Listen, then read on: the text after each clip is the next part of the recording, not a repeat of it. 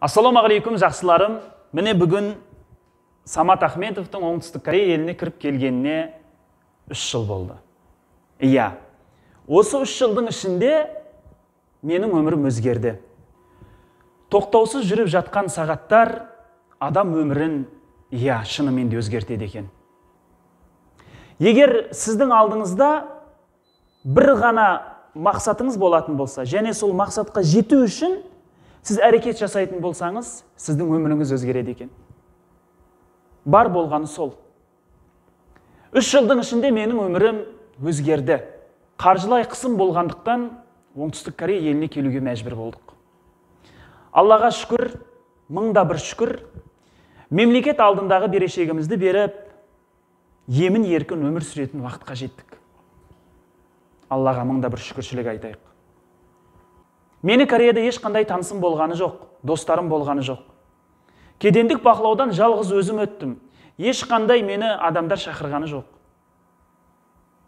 Жалғыз өзім Кореяға кіріп келдім.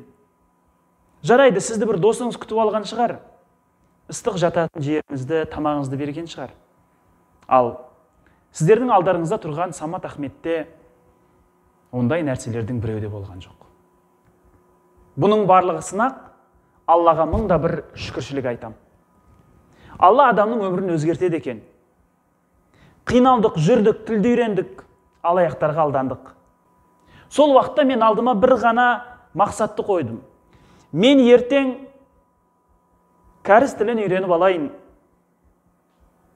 Барлық жерді ақ қарасын айырып алайын. Одан кейін осы Оңтүстік Корея елінде ауыр жағдайда жүрген отандастарымызға міндетті түрде көмектесетін болам. Бұл менің жүрегімде сақталған Саматтың өз-өзіне қойылған уәдесі еді. Аллаға шүкір. Мен сіздерге қолымнан келгенше ақпаратты беріп келе жатырмын. Иә, осы жерде жүрген отандастарымыз бар. Ертең Қазақстаннан Кореяға келетін жерлестеріміз бар. Ертең сол отандастарымыз келетін болса қиналмасын деп, қолдан келгенше ақпараттар таратып жатырмыз. Адам баласында бір ғана мақсат болу керек. Сол мақсатқа қарай әрекет жасауды білу керек. Алдыңызға мақсат қойыңыз, және сол мақсатыңызға міндетті түрде жететін боласыз.